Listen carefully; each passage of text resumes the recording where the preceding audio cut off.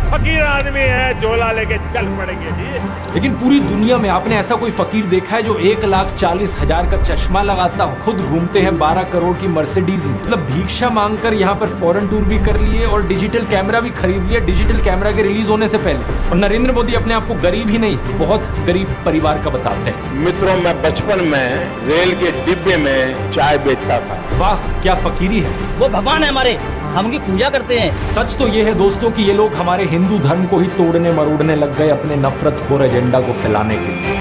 हाय दोस्तों, welcome to my new video. मेरे प्यारे दोस्तों, हमारे गुरु राठी भाई का एक वीडियो आया है। वो वीडियो के अंदर दोस्तों मोदी के रियलिटी के ऊपर उन्होंने बात करा है कि मोदी है क्या चीज, हमारे प्रधानमंत्री मोदी। चलो वीडियो को दोस्तों स्टार्ट करते हैं। नमस्कार दोस्तों, जर्नलिस्ट अनिल यादव एक बीजेपी वर्कर मंगल वाजपेयी से बात कर रहे थे कानपुर में। मंगल एक लोडर का काम करते हैं, यानी गाड़ियों में सामान चढ़ाने का काम करते हैं। क्या नाम बताएं? योगी साहब, मेरा मंगल वाजपेयी मंगल वाजपेयी है, यहाँ लोडर का काम करवाते हैं। साथ ही साथ ये बीजेपी एमएलए महेश त्रिवेदी के लिए वॉलंटियर भी करते हैं। ये उम्मीद जता रहे थे कि बीजेपी इस बार 400 पार करेगी। चुनाव में किसका माहौल है? बीजेपी जीतेंगी, बीजेपी जीतेगी 400 के ऊपर। लेकिन जैसे जैसे बात आगे बढ़ती है, मंगल अपनी परेशानियों के बारे में बताते हैं। वो बताते हैं कि उनके पास बिजली नहीं है, सीवर की व्यवस्था नहीं है। हमारे पास बिजली नहीं है घर में, हमारे पास लैट्रिन घर में नहीं है, हमारे पास सीवर व्यवस्था नहीं है। उन्होंने बीजेपी एमएलए महेश त्रिवेदी को कई बार कहा, हमने महेश त्रिवेदी से भी कई बार कहा कि 20 फुट पाइप पड़ना है, तो अगर पड़ जाए तो हमारे घर की सीवर व्यवस्था बन जाए। नहीं बन पाई। उन्हें कुछ भी नहीं मिला और ना ही उन्हें कुछ मिलने की उम्मीद है। त्याग तपस्या की मूर्ति है कि कुछ नहीं मिला, लेकिन उसके बावजूद कोई शिकायत नहीं है और ना कोई उम्मीद है मिलने की, और ना उम्मीद है मिलने की। लेकिन फिर भी वो खुद को भाजपा का भक्त कहते हैं। लेकिन ये तो कहा जाता है ना कि भूखे पेट ना होए भजन गोपाला। इस पर मंगल वाजपेयी जवाब देते हैं कि ऐसा कुछ नहीं है। आदमी बालू खाकर भी पेट भर सकता है, यानी कि मिट्टी खाकर भी पेट भर सकता है। सब हो जाता है अगर संत चलेगा, अगर संत चलेगा तो सब हो जाता हो।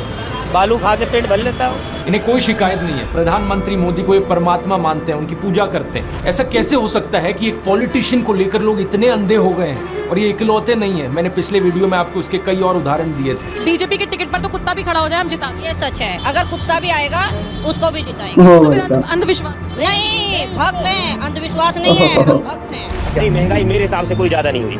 अब मैं 10 साल से बनियान नहीं पहन रही, देखो आप। भगवान है हमारे, हम उनकी पूजा करते हैं। ऐसा हुआ है इमोशनल मैनिपुलेशन और ब्रेन वॉशिंग की वजह से। एक बड़े स्केल पर देश में लोगों का ब्रेन वॉश किया गया है। और जो माफिया यहाँ पर ब्रेन वॉश कर रहा है लोगों का, वो 4 डिपार्टमेंट्स पर काम करता है। पहला डिपार्टमेंट लोगों में गर्व और अहंकार भरता है कि आप महान हो क्योंकि आप हिंदू धर्म में पैदा हुए। दूसरा डिपार्टमेंट आपको एहसास दिलाता है विक्टिमाइजेशन का, कि सदियों से, 1000 सालों से आपके पूर्वज विक्टिम बनकर रहे थे। तीसरा डिपार्टमेंट आपके अंदर डर भरता है कि आपको खतरा है उन लोगों से। और चौथा डिपार्टमेंट यहाँ नरेंद्र मोदी को मसीहा बनाता है कि सिर्फ नरेंद्र मोदी ही आपको बचा सकते हैं। पहले 3 डिपार्टमेंट्स की मैं 3 अलग अलग वीडियोस में ऑलरेडी बात कर चुका हूं। अब वक्त है इस चौथे डिपार्टमेंट को एक्सपोज करने का। नरेंद्र मोदी की कल्ट ऑफ पर्सनैलिटी, कैसे इनके इतने सारे फेलियर्स के बाद भी लोगों को इमोशनली मैनिपुलेट किया जाता है कि लोग इन्हें भगवान मान बैठे। आइए जानते हैं आज के इस वीडियो में।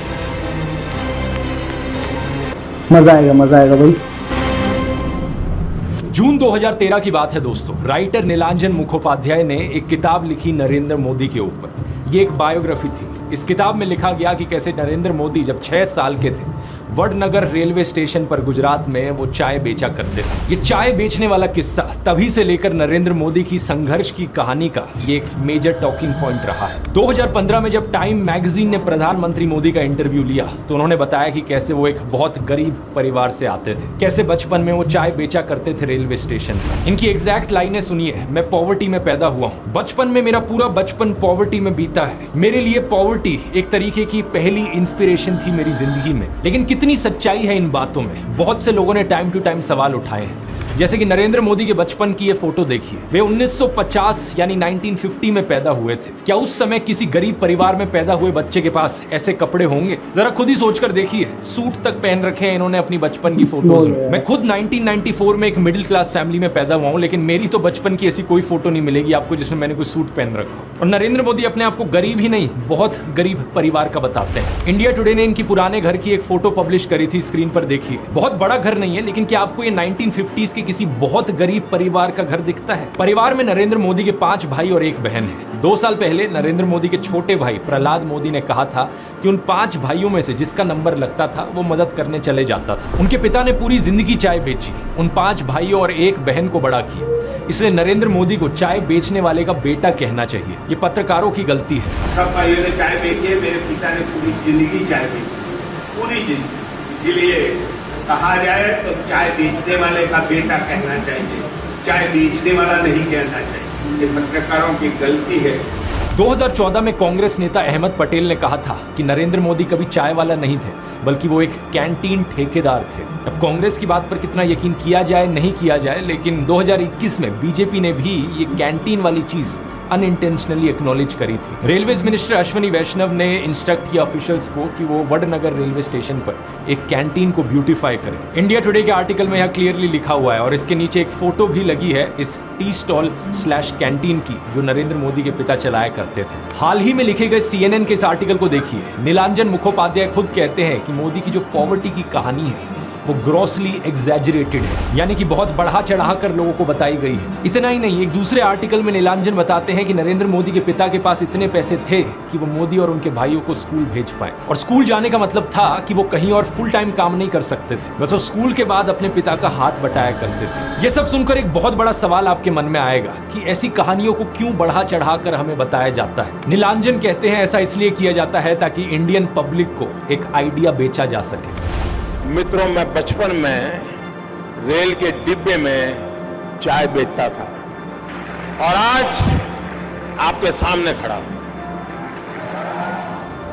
कोई भी इंसान अगर समझदारी से सोचे तो वो जानता है कि इस बात से फर्क नहीं पड़ता। एक अच्छा नेता गरीब परिवार से भी आ सकता है और अमीर खानदान से भी आ सकता है, और यही चीज कही जा सकती है एक बुरे नेता या डिक्टेटर के बारे में भी। उदाहरण के तौर पे बात करें, कंबोडिया का जो डिक्टेटर था पोल पॉट, वो एक अमीर खानदान से आता था, लेकिन इटालियन डिक्टेटर बेनिटो मुसोलिनी एक गरीब परिवार में पैदा हुआ था। उसके पिता एक ब्लैक स्मिथ थे और वो बड़े गर्व के साथ इन चीजों को प्राउडली एक्सप्रेस करता था कि कैसे वो जनता के बीच से निकल कर आया है। रशियन डिक्टेटर जोसेफ स्टालिन के पिता एक मोची थे, यानी जूते बनाने वाले, और माँ एक धोबिन थी। और दुनिया का सबसे जाना माना तानाशाह हिटलर भी एक गरीब परिवार में पैदा हुआ था। लेकिन गरीब परिवार में पैदा होने का मतलब ये नहीं कि उसने गरीबों के लिए काम किया था अपने करियर में। उल्टा जानते हो क्या, हिटलर चंदा धंधा का मॉडल चलाता था अपना खुद का। उसके समय में बहुत सी क्रॉनी कैपिटलिस्ट कंपनियों ने करोड़ों का प्रॉफिट कमाया। IG फार्बन, डॉयचे बैंक, BMW, कुछ गाड़ियों की कंपनीज जिनको आज आप जानते हैं और कुछ लोग इन गाड़ियों के पीछे बड़ा भागते हैं, पोर्शे, मर्सिडीज बेंज, फोल्क्सवैगन, इन सब कंपनियों ने चंदा डोनेट किया था हिटलर को अपने समय में। 2016 में BMW ने माफी भी मांगी थी इस चीज को लेकर। इस आर्टिकल को देखिए, रिग्रेट एक्सप्रेस किया था कि वो एक समय पर हिटलर को सपोर्ट किया करते थे। इंडिया की बात करें तो हाल ही में हमने देखा इलेक्टोरल बॉन्ड स्कैम। मैंने पूरा वीडियो बनाया इस पर कि कैसे ये एक घोटाला नहीं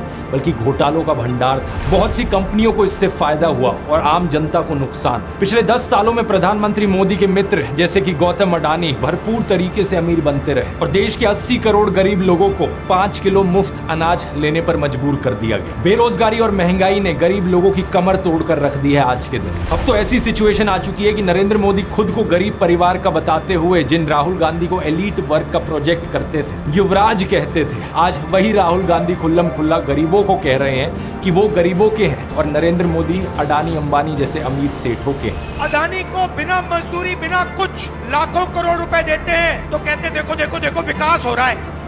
हमने मनरेगा किया, मजदूरी के लिए पैसा दे रहे हैं और कहते हैं गरीबों की आदत बिगाड़ रहे हैं। मैं आपका हूँ, वो उनके हैं। राहुल गांधी कह रहे हैं कि जितना रुपया नरेंद्र मोदी ने अडानी को दिया है उतना रुपया वो देश के गरीब लोगों को देंगे। और मैं देश को फिर से दोहरा के कह रहा हूँ, जितना पैसा नरेंद्र मोदी जी ने इनको दिया है ना, उतना ही पैसा हम हिंदुस्तान के गरीब लोगों को देने जा रहे हैं। महालक्ष्मी योजना, पहली नौकरी पक्की योजना, इन योजनाओं के माध्यम से करोड़ों लाखपति बने। इन्होंने 22 अरबपति बनाए, हम करोड़ों लाखपति।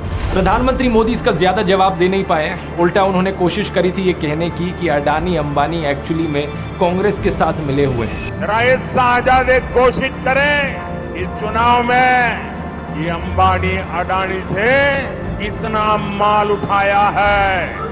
मार्च में आई इस रिपोर्ट को देखिए। भारत में इनकम इनइक्वालिटी 100 साल में सबसे ज्यादा हो गई है। इतनी बुरी हालत अंग्रेजों के जमाने में भी नहीं होती थी। ऐसे में अगर राहुल गांधी ने संकल्प लिया कि अगले 5 सालों में वो सभी 22 करोड़ गरीब लोगों को गरीबी से निकाल देंगे तो इसमें क्या गलत थी। लेकिन पीएम मोदी इस बात पर भी तंज कसने लगे। उनके पास खुद कोई अपना विजन नहीं है। 80 करोड़ लोगों के हाथ में कटोरा पकड़ा दिया और अगले 5 सालों के लिए यही 5 किलो अनाज वाली स्कीम एक्सटेंड कर दी। ना रोजगार का कोई प्लान बताया है, ना महंगाई कंट्रोल कैसे होगी ये बताया, ना गरीबी कैसे हटेगी ये बताया। और जब राहुल गांधी ने सबके लिए रोजगार की बात करी तो प्रधानमंत्री मोदी उनका मजाक उड़ाने लग गए। कांग्रेस के शाहजादे ने अभी घोषणा की, आप भी सुनकर के हंसोगे।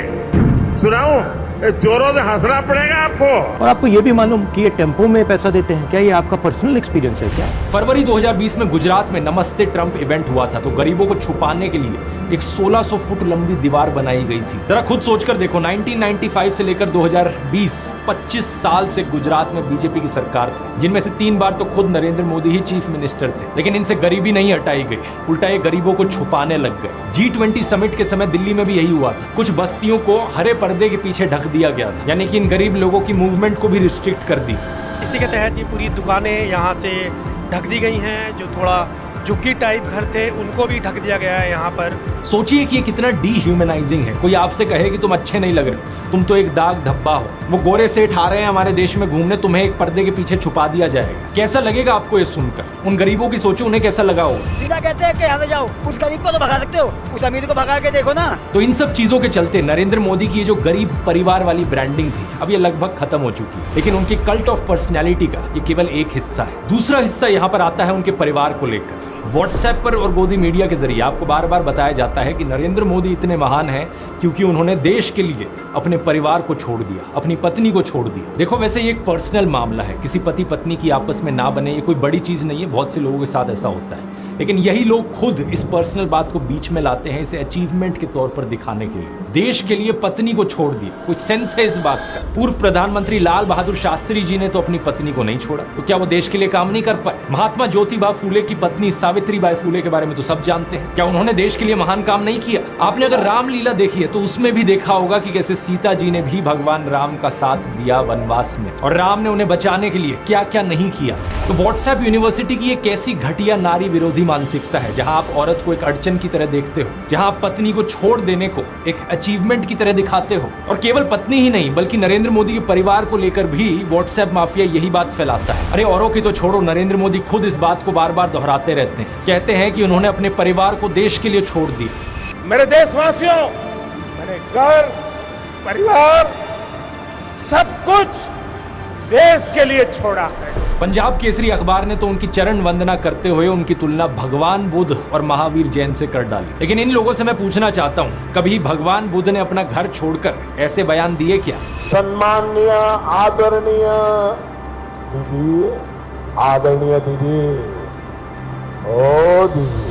किसी औरत को कांग्रेस का विधवा कहा, 50 करोड़ की गर्लफ्रेंड कहकर अपमानित किया, समाज में नफरत का जहर बोया। सत्ता पाने के लिए भगवान बुद्ध ने ये सब नहीं किया था, वो तो खुद एक राजकुमार थे। वो तो सत्ता को, महल को और सिंहासन को छोड़कर जंगल में गए थे, और उनके पीछे उनके माँ बाप, उनकी पत्नी यशोधरा और उनके बेटे राहुल तो राजमहल में सुविधाओं के साथ जी रहे थे। और जब बुद्ध की ज्ञान प्राप्ति हुई तो जानते हैं उन्होंने सबसे पहले क्या कहा था? oshonews.com पर ओशो के एक लेक्चर का ट्रांसक्रिप्ट दिया हुआ है। जब बुद्ध को ज्ञान प्राप्ति हुई तो पहली बात उन्होंने अपने शिष्यों से ये कही, मैं यशोधरा के पास जाना चाहता हूँ, उससे बात करना चाहता हूँ। ये सुनकर आनंद व्याकुल हो गए, बोले कि ये ठीक नहीं है, लोग क्या कहेंगे? बुद्ध ने कहा, मुझे उसका धन्यवाद करना है उसकी मदद के लिए, और जो मेरे साथ हुआ, जो मुझे मिला, इसका कुछ हिस्सा मुझे उसे देना है, ये उसका कर्ज है मुझ पर। और वो गए। यशोधरा ने उन्हें देखा, 12 साल का गुस्सा उनके अंदर था। वो बोली, मुझसे कहकर तो जाते, क्या मैं तुम्हें रोकती? इतना भी विश्वास नहीं था मुझ पर। बुद्ध ने माफी मांगी, ये कहा कि मैं ना समझ था, अब समझ आई तो वापस आया हूँ। सुनो, कुछ अद्भुत हो गया है। मेरा पहला दायित्व तुम्हारे प्रति है, इसलिए वह अनुभव तुम्हारे साथ साझा करूंगा। यशोधरा की आंखों से आंसू झरने लगे। आप प्रधानमंत्री मोदी का इंस्टाग्राम अकाउंट देखिए जरा। प्रियंका चोपड़ा और निक जोनस की वेडिंग रिसेप्शन में गए, उन्हें बधाई दे रहे हैं। इस वीडियो को देखिए, विराट कोहली और अनुष्का शर्मा के वेडिंग रिसेप्शन पे जाकर उन्हें गुलाब दे रहे हैं। मलयालम एक्टर सुरेश गोपी की बेटी की शादी में गए। टाइम्स नाउ की एंकर नविका कुमार के बेटे की शादी में गए।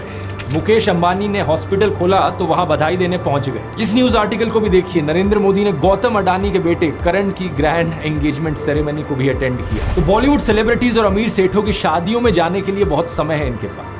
हालांकि इसमें कुछ गलत नहीं है, इनकी मर्जी अगर ये जाना चाहें तो, लेकिन सवाल यहाँ पर ये, क्या केवल अपने भाइयों और परिवार को ही छोड़ना पड़ता है क्या देश के लिए? तो मेरे प्यारे दोस्तों, ये था वीडियो जहाँ पर हमारे ध्रुव राठी भाई ने काफ़ी अच्छी तरीके से समझाया रियलिटी ऑफ मोदी के बारे में। आप लोगों ने वीडियो में देखा।